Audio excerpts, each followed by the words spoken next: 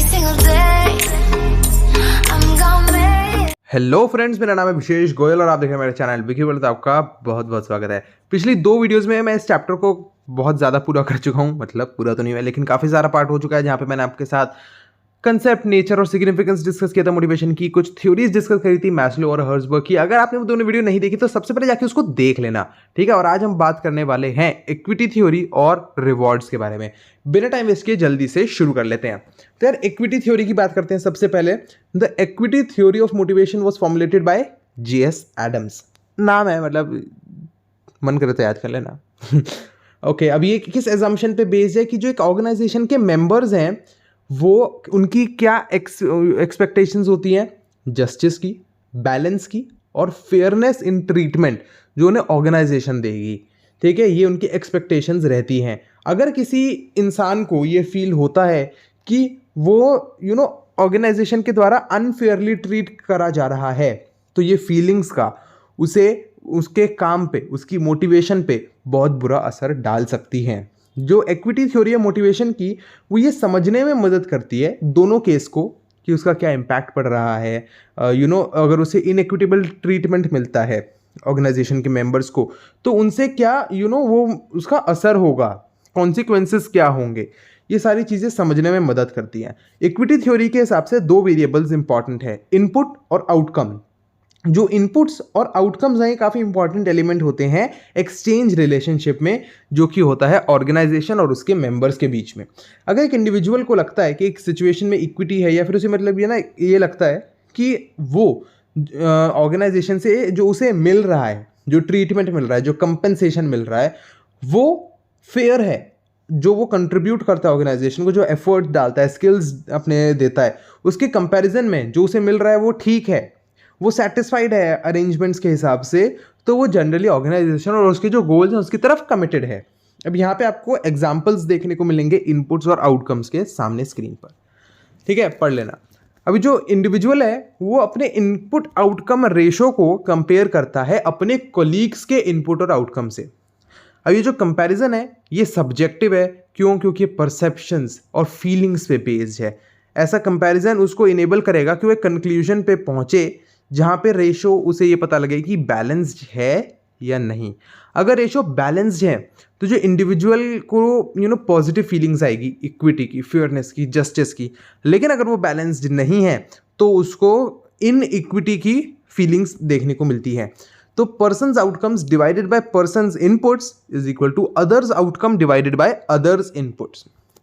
स्कीमेटिकली equity तब होती है जब एक इंडिविजुअल को लगता है कि इसका जो रेशो है इनपुट आउटकम का, वो जो दूसरे लोग हैं उसकी रैंक के, उसके स्टेटस के, उनसे मोर और लेस इक्वल है, बराबर ही है।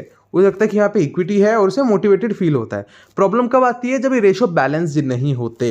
रेशो इनबैलेंस्ड कब होंगे? जब उसके इंसान की जो रेशो है आउटकम्स टू इनपुट का, वो या तो दूसरे लोगों के रेशो से कम होगा या ज़्यादा होगा, जब वो अपने से कंपेयर करता है दूसरों को।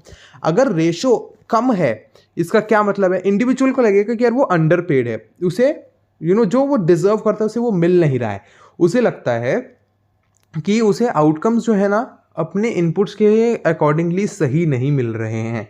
ऐसे केस में उसे गुस्सा आएगा, बुरा लगेगा, फ्रस्ट्रेटेड फील करेगा। दूसरा केस, अगर रेशो हायर है, ज़्यादा है, इंडिविजुअल को लगेगा कि उसे ज़्यादा ही पैसा मिल रहा है, वो ओवर रिवॉर्डेड है। कुछ लोगों को गिल्ट भी हो जाता है, भाई मैं तो इतना काम कर रहा हूँ, मुझे इतने ज़्यादा पैसे कैसे दे रहे हैं ये लोग। तो मतलब कोई भी केस हो दोनों में से, जो इंडिविजुअल है उसको कुछ ना कुछ टेंशन, एंग्जाइटी होती ही है, और इस चीज़ के लिए मोटिवेट होता है कि वो इस इनइक्विटी को, इस इम्बैलेंस को कम करे, ख़त्म कर दे। फॉर एग्जाम्पल, जो इंडिविजुअल है अगर उसे अंडरपेड लगता है तो वो अपने इनपुट को कम करेगा, कोशिश करेगा इनपुट कम करने की, या फिर अपने आउटपुट इंक्रीज करने के लिए वो ज़्यादा लड़ाई करेगा, मेहनत करेगा। इक्विटी थ्योरी के हिसाब से जो फीलिंग है इनइक्विटी की एक इंडिविजुअल के द्वारा, वो अनकंफर्टेबल है और उसके दिमाग में टेंशन क्रिएट कर देती है। जो परसीव्ड इक्विटी है वो री इस्टेब्लिश करी जा सकती है कुछ फॉलोइंग मैकेनिज्म से। बेसिकली कैसे ठीक किया जाएगा? यहाँ पे 4 पॉइंट्स हैं। पहला है चेंजिंग इनपुट्स। अब जो इंसान है वो अपने इनपुट्स को कम ज़्यादा कर सकता है ऑर्गेनाइजेशन में। फॉर एग्जांपल, वो ज़्यादा काम करे या फिर कम काम करे, तो इससे बैलेंस हो जाएगा। दूसरा पॉइंट है चेंजिंग आउटकम्स। इनपुट को आप चेंज करना होगा। अब बात करते हैं आउटकम को आप कैसे चेंज कर सकते हो। वो ना अपने आउटकम को चेंज कर सकता है कि जैसे वो बोले यार प्लीज़ मेरी सैलरी इंक्रीज़ कर दो, मैं इतना काम करता हूँ, या फिर एक बड़ा ऑफिस मांगे अपने काम करने के लिए, पर्सनल सेक्रेटरी मांग ले, अब थोड़ी ज़्यादा बड़ी बात है, मतलब वो कर सकता है कुछ अपने आउटकम्स को इंक्रीज़ करने की कोशिश। और ऐसी कोई भी चीज़ जो आउटकम उसे लगे एक इंडिविजुअल के लिए इम्पॉर्टेंट है, वो उसके इनपुट आउटकम के रेशो को शिफ्ट कर सकता है। तो हर एक पे अलग अलग निर्भर करता है कि उसके लिए क्या आउटकम्स इंपॉर्टेंट हैं। ठीक है, तीसरा पॉइंट है changing perception of inputs and outcomes. अभी यार ना इनपुट या आउटकम को चेंज करने से अच्छा इंसान अपने परसेप्शन को चेंज करे इन फैक्टर्स को लेके। फॉर एग्जांपल इंसान जो पहले ये सोच रहा था कि वो ओवरपेड है अपने काम के लिए, अपने इनपुट्स के लिए कंपनी की तरफ, उसे ये सोचना चाहिए कि भाई मैं तो ना दूसरों से ज़्यादा मेहनत कर रहा हूँ, दूसरों से ज़्यादा काम कर रहा हूँ, तभी तो मुझे ज़्यादा पैसे मिल रहे हैं। तो होना भी यही चाहिए भाई। आप ये थोड़ी सोचने बैठ जाओगे मुझे ज़्यादा क्यों मिल रहे हैं, मुझे कम मिलने चाहिए है ना। तो आप अपना परसेप्शन चेंज करो। फोर्थ और आखिरी पॉइंट है चेंजिंग द इनपुट्स और आउटकम्स ऑफ अदर्स। पर्सन क्या करता है, वो अपनी इक्विटी को रिस्टोर करने के लिए अब जो जिस बंदे से उसने कंपेयर किया, किसी से कंपेयर करोगे तभी तो पता चलेगा कम है ज़्यादा, तो जिससे उसने कंपेयर किया वो उसको कन्विंस करेगा कि भाई तू मेहनत कम कर, क्यों इतनी मेहनत कर रहा है है ना। अगर वो ज़्यादा मेहनत नहीं करेगा फ्यूचर में तो उसका भी इनपुट आउटकम रेशो गिर जाएगा, तो वो बराबर पे आ जाएगा। इक्विटी कैसे रिस्टोर कर सकते हैं, और तरीका कि आप उसके परसेप्शन को चेंज करो, सामने वाले बंदे के परसेप्शन को आप चेंज कर दो इनपुट आउटकम का, है ना। तो मतलब ये कुछ तरीके थे यहाँ पे दिए गए हैं। इक्विटी थ्योरी की काफ़ी इंपॉर्टेंट इम्प्लीकेशंस होती है मैनेजर्स के लिए, उन्हें रियलाइज़ करने में मदद करती है कि भैया जो इक्विटी मोटिव है वो काफ़ी इंपॉर्टेंट मोटिव होता है एम्प्लॉयज़ के साथ। ठीक है, तो इक्विटी मोटिव ज़रूरी है ये बात। दूसरी बात की जो फीलिंग्स हैं, परसेप्शंस हैं काम में, वो काफ़ी इंपॉर्टेंट है। जितना आप फैक्ट्स को महत्व देते हो लोगों को मोटिवेट करने के लिए, उतना ही आपको इन सब फीलिंग्स और परसेप्शंस को भी देना चाहिए। और तीसरी बात, जो इक्विटी है उसको ना आपको वेज और सैलरी का जो स्ट्रक्चर आप बनाते हो ना, जब उसमें आपको इक्विटी का कंसिडर करना चाहिए। इक्विटी थ्योरी को दिमाग में रखो और उसके हिसाब से आप वेजेस एंड सैलरीज डिटरमाइन करो। ठीक है, अब ये तो हो गया हमारा पहला टॉपिक। दूसरे टॉपिक की बात करते हैं वो रिवॉर्ड्स। यहाँ पे हम बात करेंगे इंट्रिंसिक और एक्सट्रिंसिक रिवॉर्ड्स की। अब सबसे पहले बात करते हैं इंट्रिंसिक मोटिवेटर्स। इंट्रिंसिक मोटिवेटर्स क्या है, वो इंटरनली जनरेट किए जाते हैं, that is with in the individual. ये वो रिवॉर्ड्स हैं जो इंडिविजुअल अपने टास्क या जॉब के साथ ही एसोशिएट करता है। तो जो इंट्रिंसिक रिवॉर्ड्स है उसमें रिस्पॉन्सिबिलिटी की, अचीवमेंट की, अकॉम्प्लिशमेंट की, चैलेंजिंग जॉब की, जॉब इन्वॉल्वमेंट की फीलिंग आती है। जो आप मीनिंगफुल वर्क अगर करते हो पूरी कॉम्पिटेंस के साथ, ठीक है, कि वो जो है ना ये किससे एसोसिएटेड है, इंट्रिंसिक मोटिवेशन से। दूसरे शब्दों में इंट्रिंसिक रिवॉर्ड्स जो हैं वो लोगों को प्लेजर देते हैं, वैल्यू देते हैं जो उसे जॉब के कंटेंट से मिल रही है। ठीक है, बात करते हैं एक्सट्रिंसिक मोटिवेटर्स की। एक्सट्रिंसिक मोटिवेटर्स जो है वो टैंजिबल होते हैं और लोगों को विजिबल होते हैं। ये एक्सटर्नली जनरेट किए जाते हैं, यानी जो ऑर्गेनाइजेशन है वो डिस्ट्रीब्यूट करती है इन्हें, जैसे आपका pay, commission, bonus, perks, promotion etcetera. Extrinsic motivators जो हैं ये इसमें क्या इंक्लूड है, the drive to avoid punishment such as being transferred और टर्मिनेटेड। ऐसी चीज़ों से बचने की जो इच्छा है वो भी इसमें इंक्लूडेड होती है। एक्सट्रिंसिक रिवॉर्ड जो है यूजुअली कंटिजेंसी बेस्ड होते हैं, यानी एक्सट्रिंसिक, यार मेरे से तो शब्द भी ना बार बार सही से नहीं निकलता है एक्सट्रिंसिक मोटिवेशन जो है वो कंटिजेंट होती है इम्प्रूव्ड परफॉर्मेंस पे, या परफॉर्मेंस जो सुपीरियर है दूसरों के मुकाबले ऑर्गेनाइजेशन में। एक्सट्रिंसिक मोटिवेटर्स जो हैं काफ़ी ज़रूरी होते हैं लोगों को अट्रैक्ट करने के लिए ऑर्गेनाइजेशन में और उनको ऑर्गेनाइजेशन में बनाए रखने के लिए। ये जनरली यूज़ किए जाते हैं एम्प्लॉयज़ को इंस्पायर करने के लिए ताकि वो बेटर परफॉर्मेंस अचीव कर सके। उनको एडिशनल पे ऑफ्स दिए जाते हैं उनकी परफॉर्मेंस के हिसाब से। इंट्रिंसिक और एक्सट्रिंसिक रिवॉर्ड्स के बीच में क्या रिलेशन है? एक्सट्रिंसिक मोटिवेटर्स और इंट्रिंसिक जो है ये कंप्लीटली अलग नहीं हैं एक दूसरे से।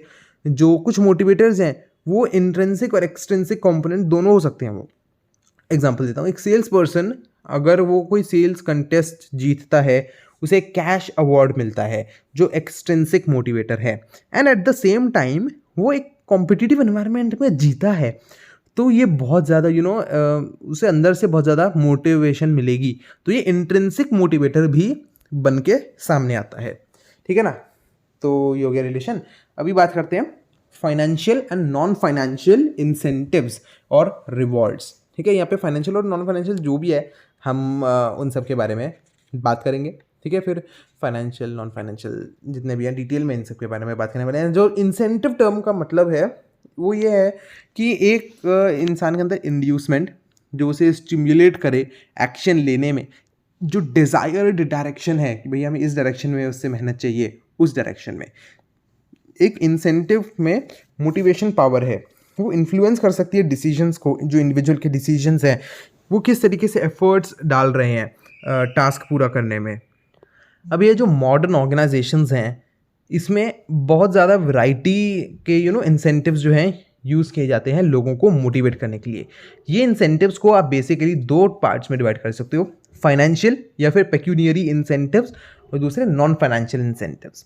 जो फाइनेंशियल और पेक्यूनियरी इंसेंटिव्स है ये मॉनेटरी होते हैं नेचर में और वो पैसों का फ्लो इंक्लूड करते हैं ऑर्गेनाइजेशन से स्टाफ तक का। ठीक है ना, अब जो एग्जांपल्स है पेक्यूनियरी बेनिफिट्स के वो हैं wages, salaries, allowance, bonus, fringe benefits etcetera. दूसरी तरफ जो नॉन पेक्यूनियरी इंसेंटिव्स है वो ज़्यादा फाइनेंशियल कमिटमेंट्स इंक्लूड नहीं करते हैं ऑर्गेनाइजेशन की तरफ से, वो मनी और इनकम में ऐड नहीं करते जो लोग उन्हें पा रहे हैं। ठीक है, मतलब ज़्यादा उनका पैसों से लेना देना नहीं होता है। ये क्या क्या होते हैं इसमें, हो सकते हैं job enrichment, participative management, praise, opportunity for growth, suggestion system etcetera. आपके जो फाइनेंशियल इंसेंटिव्स हैं आप उनको नॉन फाइनेंशियल इंसेंटिव से कैसे अलग मान सकते हो, मतलब कुछ बेसिकली आपके पॉइंट ऑफ डिफरेंस क्या है।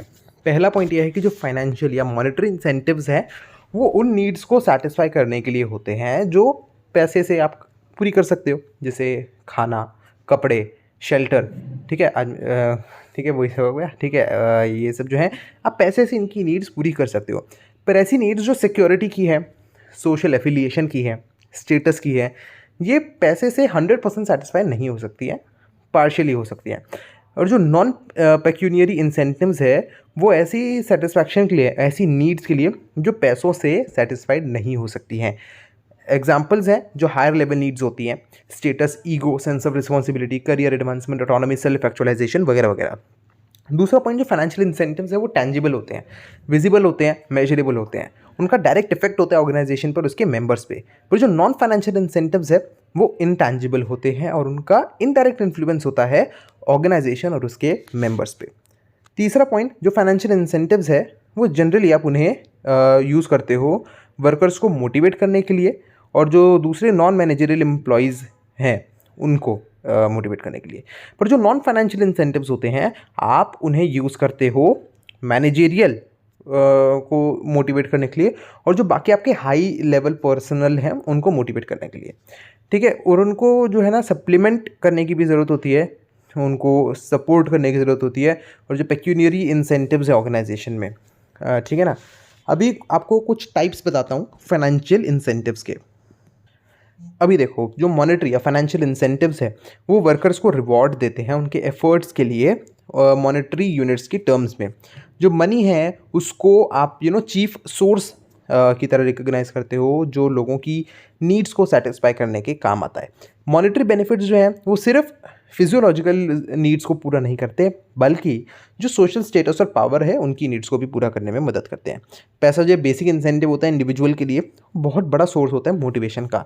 इकोनॉमिक कंडीशन जो है वो डिटरमाइन करती है कि आपकी मॉनेटरी इंसेंटिव्स की कितनी इंपॉर्टेंस है। तो फाइनेंशियल इंसेंटिव्स जो हैं वो क्या क्या होते हैं, सबसे पहला है पे एंड अलाउंसेस। हर एम्प्लॉय के लिए सैलरी बेसिक मॉनेटरी इंसेंटिव होती है। इसमें बेसिक पे होता है, डियरनेस अलाउंस होता है, बाकी अलाउंसेस होते हैं। सैलरी सिस्टम में आपके रेगुलर इंक्रीमेंट्स आते हैं पे में, हर साल आपको इंक्रीमेंट मिलेगा, इन्हांसमेंट होगी अलाउंसेस की टाइम टू टाइम। ठीक है ना। कुछ बिजनेस ऑर्गेनाइजेशन में पे हाइक और इंक्रीमेंट्स जो हैं उनको परफॉर्मेंस से लिंक किया जाता है। दूसरा point productivity linked wage incentive.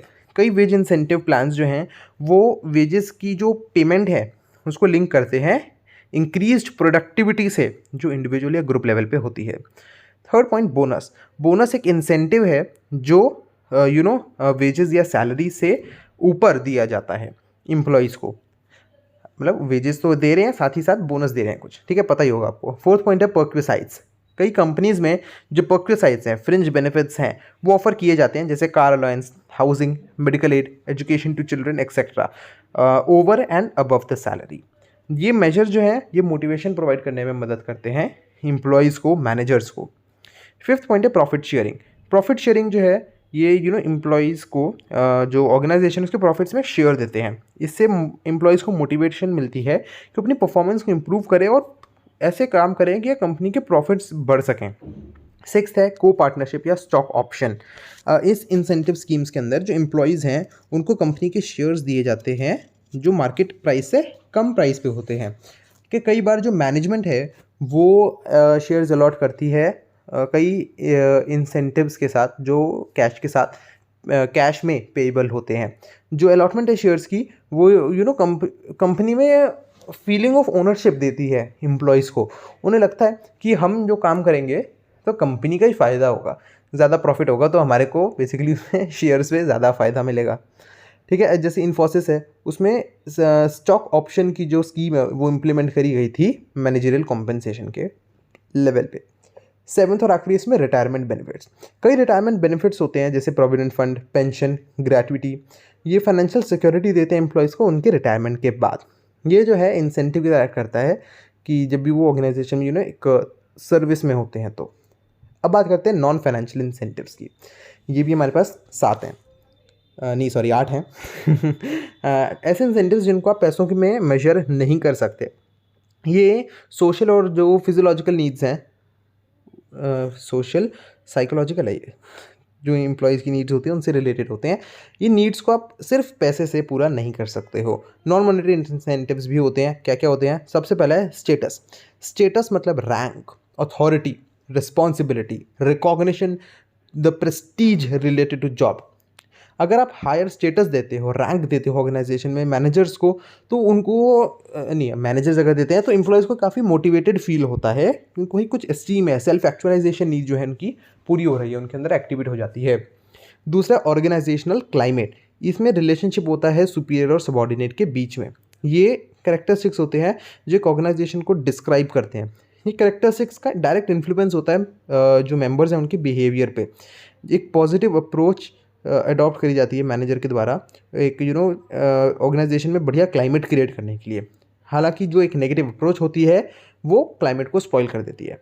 Employees जो है वो हमेशा एक हेल्दी ऑर्गेनाइजेशन क्लाइमेट में मोटिवेटेड फील करते हैं। थर्ड है जॉब एनरिचमेंट। जॉब एनरिचमेंट मतलब क्या है कि जॉब के जो कंटेंट्स हैं उनको इंक्रीज़ करने के लिए, कि जो रिस्पॉन्सिबिलिटी स्कोप है, चैलेंजेस हैं उसकी परफॉर्मेंस में, उनको बढ़ाने के लिए एग्जीक्यूटिव्स जो है ना वो जॉब एनरिचमेंट प्रेफर करते हैं, क्योंकि जॉब इससे जो है मोर चैलेंजिंग बन जाती है। इससे उनकी मोटिवेशन का लेवल भी इंक्रीज़ हो जाता है, ठीक है। फोर्थ है इसमें अपॉर्चुनिटी फॉर प्रमोशन और करियर एडवांसमेंट। अभी जो प्रमोशन की अपॉर्चुनिटी है ये भी एक इंसेंटिव होता है। एम्प्लॉयज़ को अगर अपॉर्चुनिटीज़ देते हो उनकी एडवांसमेंट के लिए, उनकी ग्रोथ के लिए, तो काफ़ी सेटिस्फाइड फील करते हैं और ऑर्गेनाइजेशन के गोल्स की तरफ और ज़्यादा कमिटेड हो जाते हैं। फिफ्थ है इसमें एम्प्लॉय रिकॉग्निशन प्रोग्राम। कई लोग ऐसे होते हैं जिनको ड्यू रिकॉग्निशन की ज़रूरत होती है उनकी परफॉर्मेंस के लिए।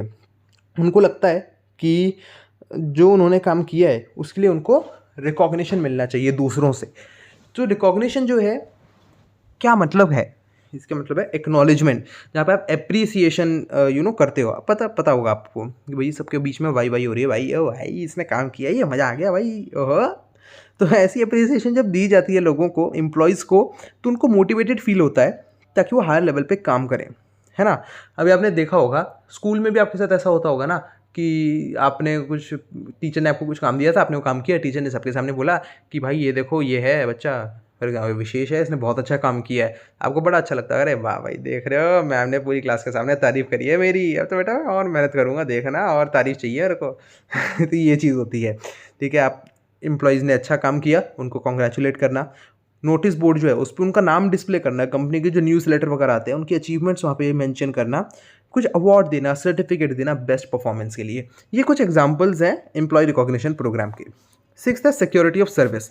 सिक्योरिटी ऑफ सर्विस एक काफ़ी एक मोटिवेशन होती है, बहुत अच्छी मोटिवेशन होती है एम्प्लॉयज़ के लिए। अगर उसकी जॉब सिक्योर्ड है, वो बहुत ज़्यादा एफर्ट्स डालता है ताकि वो एंटरप्राइज के ऑब्जेक्टिव्स को पूरा कर सके। ठीक है, वो मेंटल टेंशन नहीं होंगी उसे, और वो अपने काम में काफ़ी इंटरेस्ट लेता है। अगर उस बंदे को ये लगेगा कि भाई आज मैं इतनी मेहनत कर रहा हूँ, कल तो ये बंदा मुझे नौकरी से निकाल सकता है, तो मैं इसके लिए क्यों मेहनत करूँ, है ना। मेरी मेहनत का फल कोई और ले जाएगा, मैं क्यों करूँ मेहनत, तो कल निकाल देगा मुझे नौकरी से, क्या भरोसा है इसका। सेवन्थ है सजेशन स्कीम। सजेशन स्कीम जो है ये कई ऑर्गेनाइजेशन यूज़ करती हैं, कुछ जो है कैश अवार्ड्स भी देती हैं यूज़फुल सजेशंस के लिए। कई बार वो ना वर्कर्स का जो नाम है, उनकी फ़ोटो है, वो कंपनी की मैगजीन में पब्लिश करती हैं, भाई इसने अच्छा सजेशन दिया है, इसको हम इसकी वाई करेंगे। सिमिलर हो गया एम्प्लॉय रिकॉग्निशन की तरह। ठीक है, ये जो मोटिवेट करती है एम्प्लॉयज़ को कि वो कुछ ऐसा ढूंढे जो ऑर्गेनाइजेशन के लिए काफ़ी फ़ायदेमंद हो। ठीक है, लेकिन ये सजेशन पे लिमिटेड है कि जो सजेशन है उसके लिए उनको रिकॉग्निशन मिले। और लास्ट है इसमें एम्प्लॉयज़ पार्टिसिपेशन, मतलब कि एम्प्लॉयज़ को आप इन्वॉल्व करो जो इश्यूज़ हैं फर्म से रिलेटेड डिसाइड करने में।